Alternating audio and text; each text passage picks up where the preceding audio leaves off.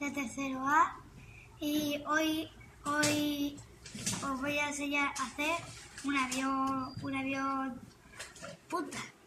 Y para hacer un avión punta necesitas papel, una hoja de papel. Y ahora os voy a enseñar cómo hacerlo.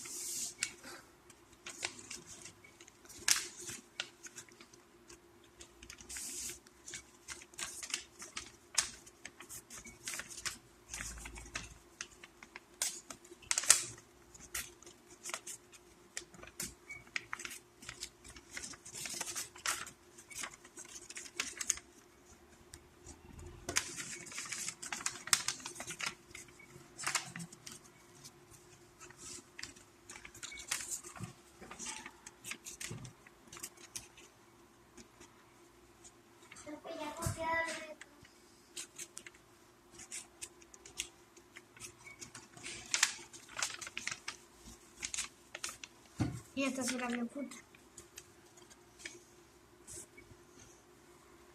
Adiós. Hasta otro día.